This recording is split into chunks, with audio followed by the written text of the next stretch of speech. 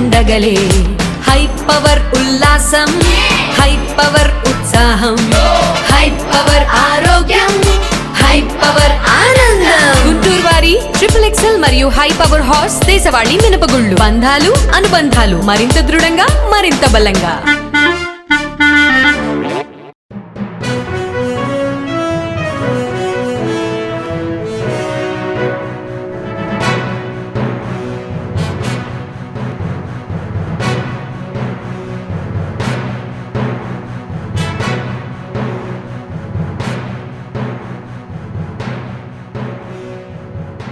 నమస్కారం. NXTG news కి స్వాగతం. ఈనాటి వార్తా విశేషాలు. రాజధాని అమరావతి నిర్మాణానికి 11,000 కోట్లు విడుదల చేసేందుకు హడ్కో నిర్ణయం తీసుకుందని రాష్ట్ర పురపాలక శాఖ మంత్రి నారాయణ వెల్లడించారు. ముంబైలో జరిగిన సమావేశంలో నిధుల విడుదలకి హడ్కో బోర్డు అనుమతించిందని మంత్రి తెలియజేశారు. అమరావతి నిర్మాణం కోసం హడ్కో ద్వారా 11,000 కోట్ల రుణం కోసం సంప్రదింపులు జరిపామని తెలిపారు. నిధుల విడుదలకి హడ్కో నిర్ణయం తీసుకోవడంతో రాజధాని పనులు వేగవంతం అవుతున్నాయని ఆశాభావం వ్యక్తం చేశారు.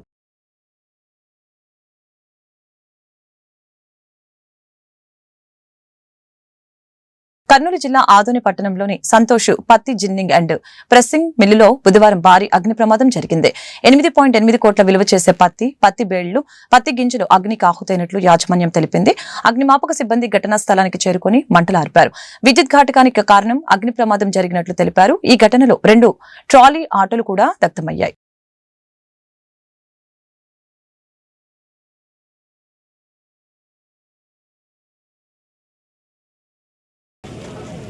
చేయడం మొత్తం మాలే వచ్చేసి ఒక 25 లారీస్ మొత్తం ఎంత ఉండొచ్చు? 30 లారీస్.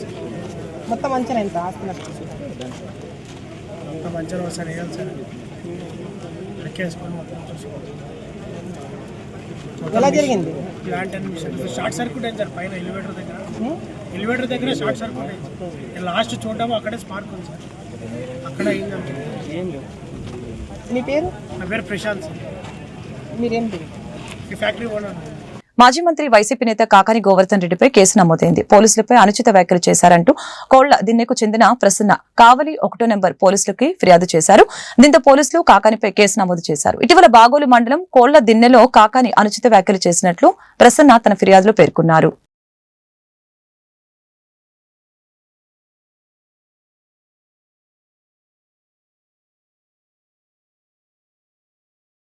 వ్యవసాయ రంగ పరిరక్షణకి కూటమి ప్రభుత్వం కట్టుబడి ఉందని వేమూరు ఎమ్మెల్యే నక్కా ఆనందబాబు తెలిపారు.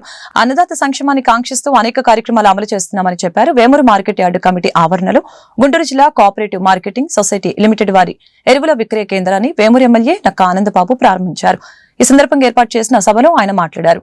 గత ప్రభుత్వం వ్యవసాయ రంగాన్ని నిర్వీర్యం చేసిందని ఆరోపించారు. కూటమి ప్రభుత్వం రైతులకి అన్ని విధాలా అండగా ఉందని పేర్కొన్నారు.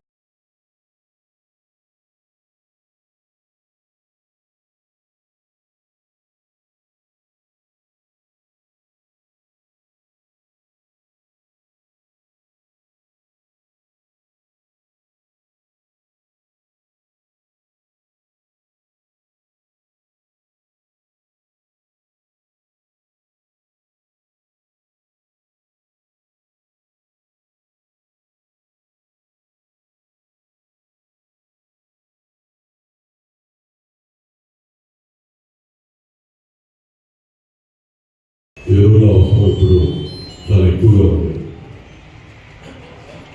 రైతాంగం వచ్చి ఫోన్లు కూడా ప్రతిరోజు చాలా ఇప్పుడే వస్తాం. మీ యొక్క అవసరాలకు తిరిగి DCMS ప్రత్యేకంగా ఈ ఎరువుల అందించడానికి ఏర్పాట్లు చేసినందుకు వారి హృదయపూర్వకంగా మనందరితో అభినందిస్తా ఉన్నాం. ఈ కార్యక్రమం మీద రాఘోపాల్ గారు 2-3 సార్లు వ్యక్తిగతంగా కూడా కలిసి నాతో మాట్లాడారు. అదేవిధంగా మార్కెటింగ్ డిపార్ట్మెంట్ నుంచి శ్రీనివాస్ గారు, స్థానికంగా ఉండే అధికారులు కూడా నాతో మాట్లాడుతూ ఉన్నారు. గతంలో కూడా మార్కెట్ డిఎం కరుణ గారు కూడా మనకి ఏ అవసరం ఉన్నా ఫోన్ చేయగల వెంటనే స్పందిస్తూ వచ్చారు. ఖరీఫ్లో కూడా అదే. ఈ ప్రాంతం ముఖ్యంగా వ్యవసాయ ఆధార ప్రాంతం. 180% మీద వ్యవసాయం మీద ఆధారపడి వ్యవసాయం. అందులో 80% మాగాయ పడాలి. ఖరీఫ్లో వరి, రబీలో మొక్కజొన్న, లేకపోతే అపరాలు ఇట్లాంటి పండిస్తాం.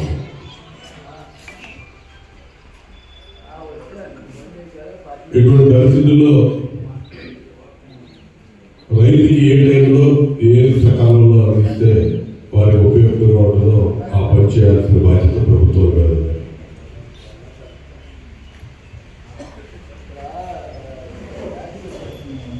ఈరోజు మీ అందరికీ తెలుసు, చంద్రబాబు నాయుడు గారి నేతృత్వంలో ఏర్పడిన ప్రభుత్వం పూర్తిగా రైతు పక్షపాత ప్రభుత్వం. ఈరోజు నాకు జేడీ గారు చెప్పాడు, ఈ మార్కెట్ యార్డ్ యొక్క ఏర్పాటు ఎలా జరిగింది, అది ఇప్పుడు ఏ విధంగా ఉంది. నేను గర్వంగా చెప్పగలను, 2014 నుంచి 2014 నుంచి 19 వరకు రాష్ట్రంలో తెలుగుదేశం ప్రభుత్వం చంద్రబాబు నాయుడు గారి నాయకత్వంలో పరిపాలన చేశారు. రాష్ట్ర వ్యాప్తంగా కూడా ఒకే ఒక మార్కెట్ యార్డ్ బైఫర్కేట్ చేసి నూతనంగా ఏర్పాటు చేస్తున్నాం. అదొక వేమూరు యార్డ్. రాష్ట్రంలో ఇంకా ఏది రెండో యార్డ్ అనేది 5 ఏళ్లలో ఒకటే ఒకటి చంద్రబాబు నాయుడు గారు మన విజ్ఞప్తిని గమనించి వేమూరు మార్కెట్ యార్డ్ ఇచ్చారు. ఆ రోజు తెనాలి, దువ్వేరాల, రేపల్లె, కూచినపూడి 4 యార్డులు మిక్స్ అయ్యి ఉండేది. ఆ పరిధిలో ఉన్నటువంటి గ్రామాలు మొత్తం కూడా పక్కన తీసి హైదరాబాద్ నగరంలోని పలువురు సినీ ప్రముఖులు ఇళ్లపై జరుగుతున్న ఆదాయ పన్ను శాఖ దాడులపై నిర్మాణ Telangana film development corporation chairman Dil Raju స్పందించారు. ఐటీ సోదాలు తన ఒక్కడిపైన జరగటం లేదని చెప్పారు. ఇండస్ట్రీ మొత్తం మీద ఐటీ సోదాలు కొనసాగుతున్నాయని చెప్పారు. బుధవారం ఇంటి నుంచి బయటకు వచ్చిన ఆయన మీడియాకు అభివాదం చేస్తూ ఈ వ్యాఖ్యలు చేశారు.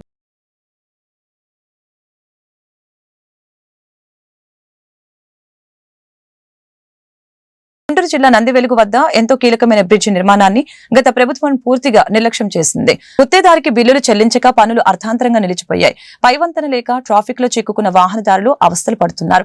ప్రజల ఇబ్బందులపై దృష్టి సారించిన కూటమి సర్కార్ సమస్య పరిష్కారంపై దృష్టి పెట్టింది. కేంద్ర మంత్రి పెమ్మసాని చంద్రశేఖర్ ప్రత్యేక చొరవతో బ్రిడ్జి నిర్మాణానికి రైల్వే శాఖ 20 కోట్లు కేటాయించింది.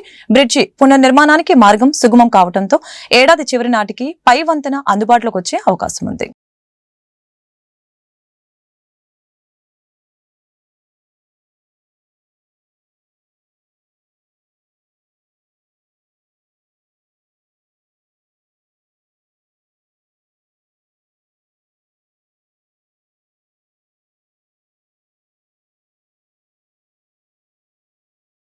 విజయవాడ బుడమేరు వరద బాధితుల సహాయార్థం గుంటూరు కార్పొరేషన్ నిధుల ఖర్చుకి వివరాలు నగర కమిషనర్ పులి శ్రీనివాసులు ఖచ్చితంగా ప్రజలకు చెప్పి తీరాలని నగర మేయర్ కావటి మనోహర్ నాయుడు డిమాండ్ చేశారు. లేని పక్షంలో న్యాయస్థానం ద్వారా చెప్పిస్తామని స్పష్టం చేశారు. 9,24,00,000 నిధుల ఖర్చులు వివరాలతో కూడిన ఫైలు నా కమిషనర్ అందించినట్లుగా మీడియాలో చెప్పారని, అది పచ్చి అబద్దమని చెప్పారు. ఒకవేళ కమిషనర్ నాకు ఈ ఫైలు అందించాలని ఉంటే గురువారం ఉదయం 11 గంటల నుంచి 2 గంటల వరకు మేయర్ ఛాంబర్లో అందుబాటులో ఉంటామని చెప్పారు. బుధవారం మేయర్ మీడియాతో మాట్లాడుతూ సాయం పేరుతో కమిషనర్ 75% నిధులు గోల్మాల్ చేశారని చెప్పారు. తన అవినీతిని కప్పిపుచ్చుకునేందుకు కమిషనర్ కౌన్సిల్ సమావేశం జరగకుండా చూడటంతో స్టాండింగ్ కమిటీ ఎన్నికల నోటిఫికేషన్ వెలుగులోకి తెచ్చారని మండిపడ్డారు. వరద బాధితుల సాయాన్ని కాజేసే విషయంలో మిగతా ప్రాంతాలకు చెందిన స్వచ్ఛంద సంస్థలకి కూడా తెలివిగా వాడుకున్నారని విమర్శించారు. కమిషనర్ ఎన్ని ఎత్తుగడలు వేసినా కూడా ప్రజాధనం దుర్వినియోగంపై అలుపెరగని పోరాటం చేస్తామని తెలిపారు. అర్ధాంతరంగా వెళ్ళిపోయినటువంటి పరిస్థితి మీ అందరికీ తెలుసు, ప్రజలందరికీ కూడా తెలుసు. దాని తర్వాత మేము కౌన్సిల్ సమావేశం పెట్టమని చెప్పేసి కమిషనర్ గారికి లేఖ పంపించాం. కమిషనర్ గారు స్పందించకపోగా స్టాండింగ్ కమిటీ ఎన్నికలు పెడుతున్నామని చెప్పేసి నోటిఫికేషన్ ఇవ్వడం కూడా జరిగింది. దాని తర్వాత మేము కేంద్ర రాష్ట్ర ప్రభుత్వాలకి కమిషనర్ చేసినటువంటి అవినీతిపై మేము లిఖితపూర్వకంగా మేమందరం కూడా కలిసికట్టుగా కూడా ఫిర్యాదు చేయడం కూడా జరిగింది. ఆ ప్రక్రియ మొత్తం మీడియా ప్రజల ద్వారా నగర ప్రజలకు తెలియజేశాం. నేను ఈ మధ్యకాలంలో కమిషనర్ గారు మాట్లాడుతున్నటువంటి ప్రెస్ మీటు నిన్ననే నాకు ఒక పత్రికా సోదరుడు నాకు పంపించారు. దాంట్లో సాక్షాత్తు కమిషనర్ గారు ఒకటి మాట్లాడుతూ ఉన్నారు. సమాచారం ఉంటుంది. అదే పని కంటే నాకు చాలా యాక్టివిటీస్ ఉన్నాయి, నేను ఫోటో పెట్టాల్సిన అంశాలు చాలా ఉన్నాయి కాబట్టి దాని విషయంలో నేను ఏమీ మాట్లాడదలుచుకోవాలి. నేను ఆల్రెడీ మేయర్ గారికి ఫైల్ సర్క్యులేట్ చేశాను. దీంట్లో కమిషనర్ గారు మాట్లాడుతూ ఉన్నారు.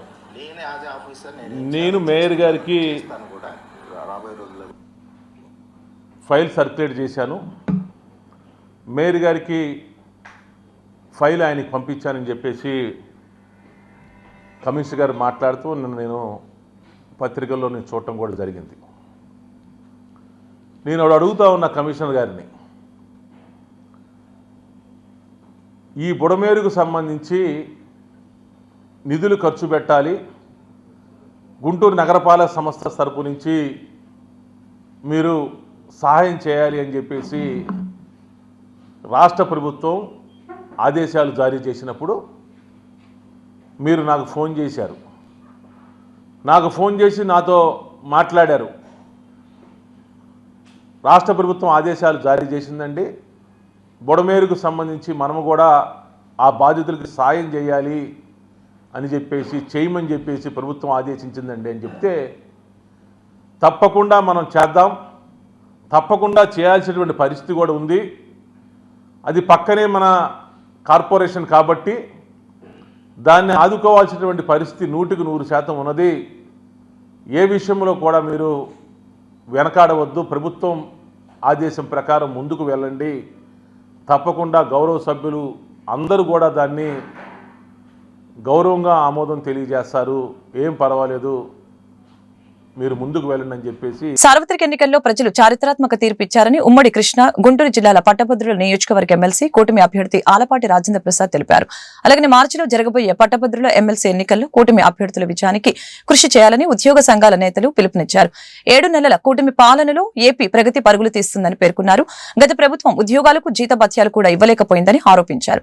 బుధవారం ఉపాధ్యాయ ఉద్యోగ సంఘాలతో ఆయన ఆత్మీయ సమావేశం నిర్వహించారు. ఈ మేరకు ఆలపాటి రాజేంద్ర ప్రసాద్ ఎమ్మెల్సీ అశోక్ బాబుతో కలిసి మీడియాతో మాట్లాడారు. ఉద్యోగ ఉపాధ్యాయుల సమస్యల పరిష్కారానికి కూటమి ప్రభుత్వం నిరంతరం కృషి చేస్తుందని చెప్పారు.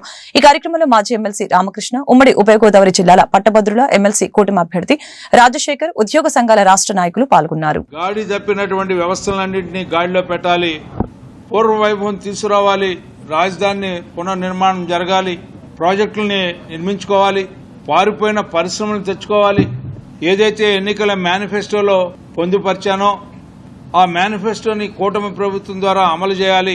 ఏ మాట అయితే చెప్పామో 20 లక్షల ఉద్యోగాలు ప్రైవేట్లో గాని ప్రభుత్వ పరంగా గాని ఆ అవకాశాలని వారు ముందుంచాలని చెప్పే నిరంతర ప్రయత్నం నిన్న దావోస్ లో కూడా మనం చూసాం. ఎంతో మంది పారిశ్రామికవేత్తలను కలవటమే కాకుండా ఈ రాష్ట్రాన్ని అన్ని రంగాల్లో ముందుకు తీసుకెళ్లడానికి కృషి చేస్తున్నటువంటి అంశం. ప్రజల యొక్క నమ్మకాన్ని ఎక్కడ కూడా వమ్ము చేయకుండా ఈ ప్రభుత్వం అందరికీ న్యాయం చేస్తుందని చెప్పి, మరి ముఖ్యంగా పట్టభద్రులు విజ్ఞతతో ఆలోచించండి.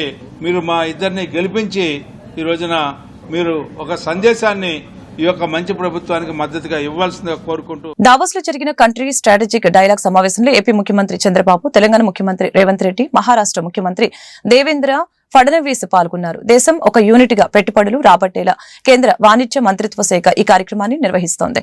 ఇందులో భాగంగా 3 రాష్ట్రాల ముఖ్యమంత్రులు కంట్రీ స్ట్రాటజిక్ డైలాగ్ సమావేశంలో పాల్గొన్నారు. గ్రీన్ ఎనర్జీ, ఏఏ, రక్షణ రంగంలో పెట్టుబడులకి సంబంధించిన అంశాలు సమావేశంలో చర్చకు వచ్చినట్లు తెలుస్తోంది.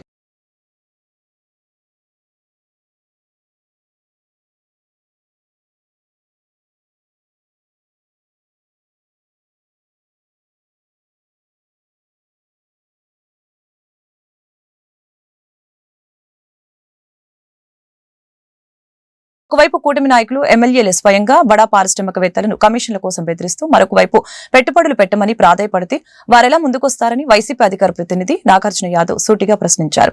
పెట్టుబడుల ఆకర్షణ కోసం అంటూ దావోస్ వెళ్లిన తండ్రి కొడుకులు పారిశ్రామికవేత్తలు రాష్ట్రంలో పెట్టుబడులు పెట్టడానికి సానుకూల పరిస్థితి ఉందా అన్న విషయాన్ని ఆత్మ పరిశీలన చేసుకోవాలని కోరారు. చంద్రబాబు తీరుతో కడప స్టీల్ ప్లాంట్ నిర్మాణం ఆగిపోయిందన్న నాగార్జున యాదవ్ రాష్ట్రం విడిచి వెళ్లిన సజ్జన్ జిందాల్కి క్షమాపణ చెప్పి ఆ 50,000 కోట్ల పెట్టుబడులు వచ్చేలా చూడాలని డిమాండ్ చేశారు.